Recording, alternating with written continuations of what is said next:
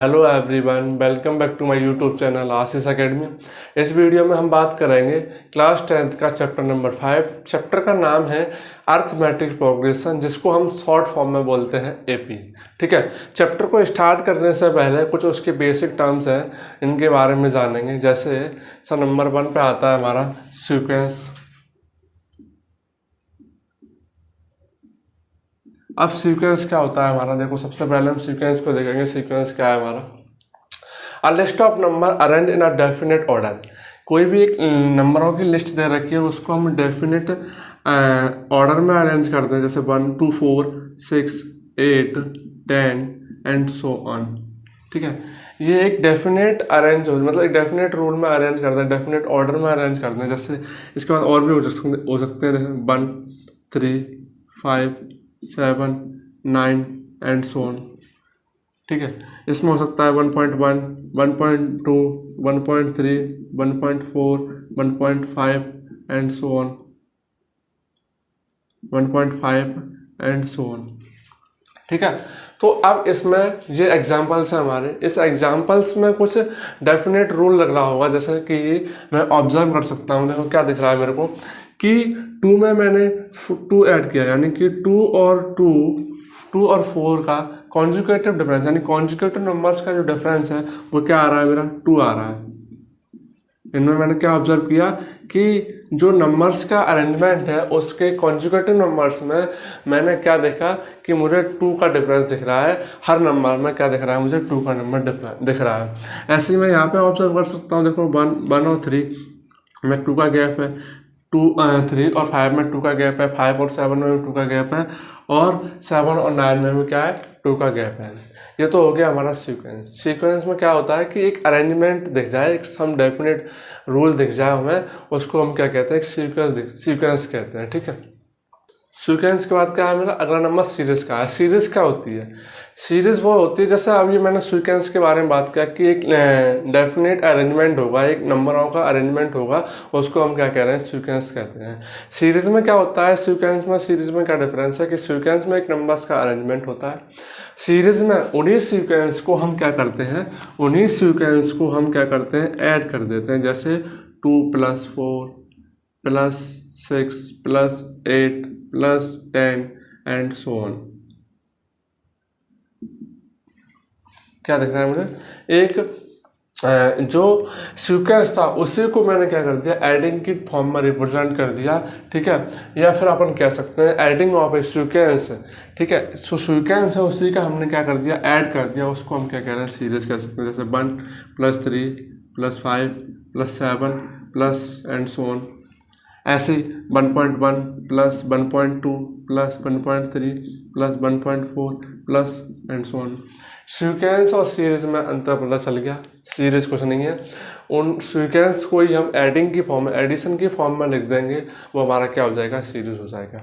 ठीक है, सीरीज के प्रोग्रेशन क्या होता है, देखो सबसे पहले हम बात करेंगे सीक्वेंस की। सीक्वेंस में हमने देखा कि एक डेफिनेट रूल, ठीक है, फिर सीरीज में देखा हमने कि एक जो सीक्वेंस है उसी का हमने एडिशन फॉर्म लिख दिया, उसको हम क्या कह रहे हैं, सीरीज कह रहे हैं। सीरीज के बाद आ गया मेरा प्रोग्रेशन। प्रोग्रेशन में क्या होता है कि sequence that follow a certain pattern, यानी कि जो सीक्वेंस था उसमें एक सर्टेन फॉलो, यानी एक पैटर्न दिख रहा है मुझे, जैसे 2 4 6 8 10 एंड सो ऑन। ठीक है, ये एक पैटर्न दिख रहा है मुझे। पैटर्न क्या दिख रहा है कि मैंने यहाँ पर भी देखा, ये मेरे इवन नंबर है। सबसे पहली बात तो ये मेरे सारे इवन नंबर्स हैं। उसके बाद मैंने देखा कि इसमें भी 2 का गैप है, इन दोनों का डिफरेंस 2 है, इन दोनों का डिफरेंस भी 2 है, इन दोनों का डिफरेंस भी 2 है, इन दोनों का डिफरेंस भी 2 है। ठीक है, प्रोग्रेशन का मतलब होता है कि प्रोग्रेस करना, आगे की ओर बढ़ना। जैसे मान लो कुछ भी हो सकता है, जैसे मान लो 1 3, दूसरा एग्जांपल ले लेता हूँ, जैसे 2 5 7 9, ठीक है, एंड सो ऑन। जैसे 1 2 3 4 5 एंड सो ऑन। ठीक है, प्राइम नंबर्स में ले सकते हैं हम 2 3 5 7 एंड सो ऑन। एक डेफिनेट पैटर्न दिख जाए हमें, एक सर्टेन पैटर्न दिख जाए, उसको हम क्या कहते हैं, प्रोग्रेशन कहते हैं। ठीक है, प्रोग्रेशन के बाद आता है मेरा अर्थमेटिक प्रोग्रेशन, जिसे हम एपी है, जिसको हम पढ़ेंगे आगे। एपी कितने टाइप की होती है, एपी में क्या होता है, nth टर्म क्या होती है, सम ऑफ n टर्म क्या होती है, डी क्या है मेरा। देखो अब जानेंगे एपी के बाद, ठीक है। अब बात कर रहे हैं हम कि इसकी जो डेफिनेशन है वो क्या है। अर्थमेटिक एक लिस्ट ऑफ नंबर्स होता है जिसमें एक फिक्स्ड नंबर पर एडिंग, फिक्स्ड नंबर को ऐड करने पर मुझे अगला नंबर मिल रहा है, अगली टर्म मिल रही है। जैसे मान लो मैंने एग्जांपल ले रहा हूँ, जैसे 3, 5, 7, 9 एंड सो ऑन, ठीक है। ये मैंने एग्जांपल ले लिया, ठीक है। अब इस एग्जांपल में को देखो, मैंने इसमें देखा, मैंने क्या देखा कि 5 और 3 का जो कॉन्जुगेटिव डिफरेंस है वो कितने का है, 2 का।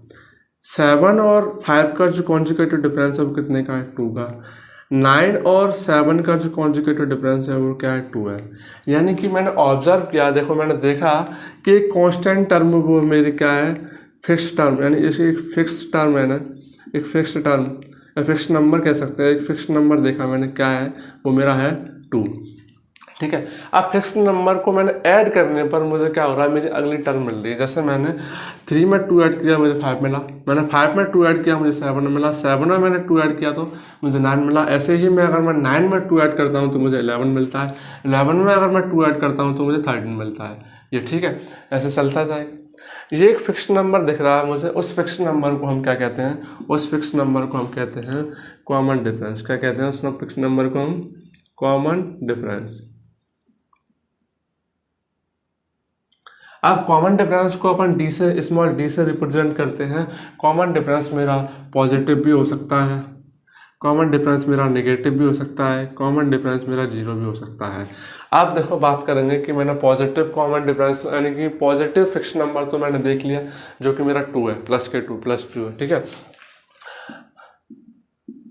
अब बात करूंगा मैं नेगेटिव की। जैसे मैंने एक एग्जांपल और लेता हूं मैं, क्या है एग्जांपल, देखो क्या है, जैसे 48, फिर 46, फिर देखा मैंने 44, फिर देखा मैंने 42। तो देखो क्या ऑब्जर्वेशन दिख रहा है, देखो क्या है कि 48 और 46 का जो डिफरेंस है वो कितना है, -2।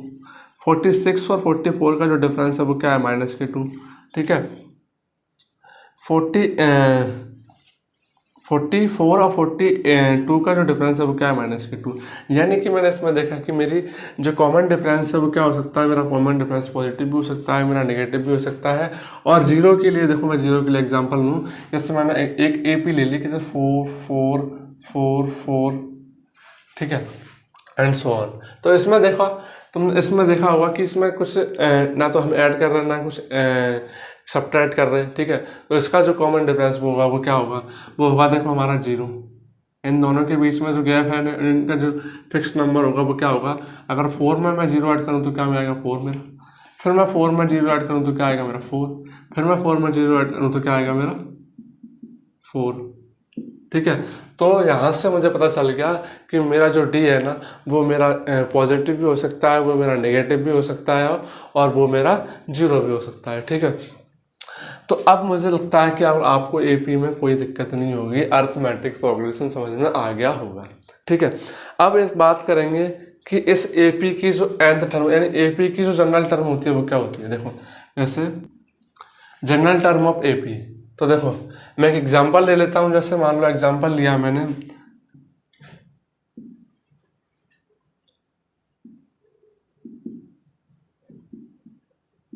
11 एंड सो ऑन, ठीक है। अब यहाँ पे मैंने जो एग्जांपल लिया, अब इनका मैं अगर कॉमन डिफरेंस देखता हूँ तो क्या हो रहा है मेरा, +2। यहाँ पे भी देखो तो +2, यहाँ पे भी देखो तो क्या है, +2। मुझे कॉमन डिफरेंस क्या दिख रहा है, +2। यानी कि ये मेरा क्या है, फिक्स्ड नंबर है, जिसको हम क्या कहते हैं, कॉमन डिफरेंस, ठीक है।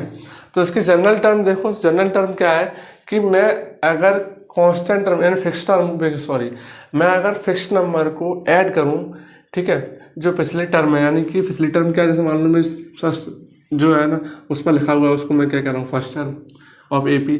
जो 5 लिखा हुआ है उसको मैं क्या कहूँगा, सेकंड टर्म ऑफ एपी। जो 7 लिखा हुआ है उसको मैं क्या कहूँगा, थर्ड टर्म ऑफ एपी। जो 9 लिखा हुआ है उसको मैं क्या कहूँगा, फोर्थ टर्म ऑफ एपी, ठीक है।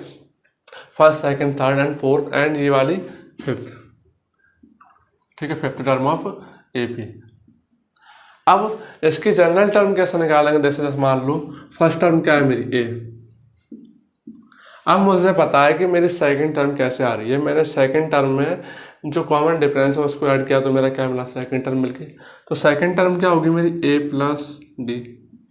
फिर देखा मैंने, फिर अगली बार देखा मैंने कि अगली बार फिर मैंने कॉमन डिफरेंस को ये ऐड किया तो मेरे क्या मिला, थर्ड टर्म मिली, यानी कि A plus 2d and A plus 3d, ऐसे ही चलते जाएंगे एंड सो ऑन, ठीक है। अब बात करेंगे इसकी लास्ट टर्म क्या होगी। जैसे मान लो मैंने इसकी एपी देखी, ये एपी में कितने टर्म है, 5 टर्म है, आगे ये कंटिन्यू है, ठीक है। तो इसकी जो लास्ट टर्म होगी उसको हम क्या कहेंगे, nth टर्म ऑफ एपी, ये होगी इसकी एपी की जनरल टर्म, ठीक है। ये क्या होगी, एपी की जनरल टर्म।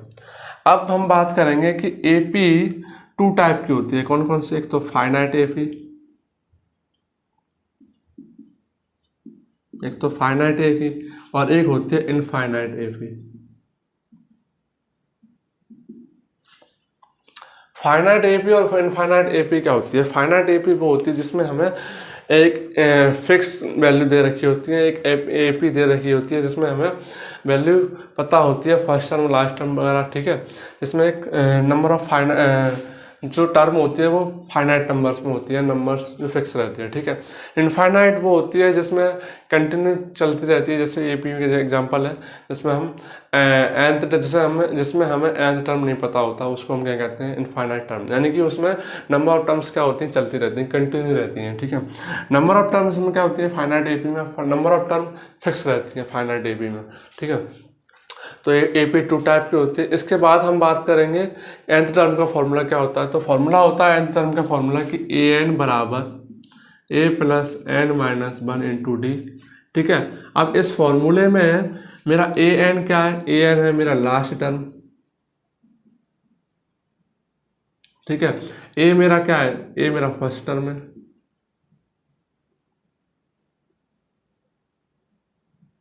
और मेरा एन क्या है, एन है नंबर ऑफ टर्म,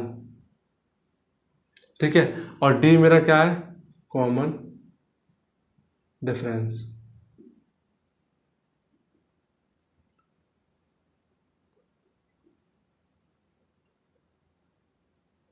डी मेरा क्या है, कॉमन डिफरेंस, ठीक है। तो अब हम इस वीडियो में हमने देखा कि सीक्वेंस क्या होता है, सीरीज क्या होती है, प्रोग्रेस क्या होती है और एपी क्या होती है, एपी के टाइप्स देखे, एपी की टर्म देखी, एपी की जनरल टर्म देख ली हमने, ठीक है। एपी का कॉमन डिफरेंस क्या होता है, फिक्स नंबर, ठीक है। एन टर्म का फॉर्मूला भी देख लिया। इसके बाद हम करेंगे अगली वीडियो में एक्सरसाइज 5.1 के क्वेश्चंस एंड एग्जांपल्स भी हम देखेंगे अगली वीडियो में, ठीक है। तो इस वीडियो में हम इतना, अगली वीडियो के लिए, तब तक के लिए थैंक्स फॉर वॉचिंग।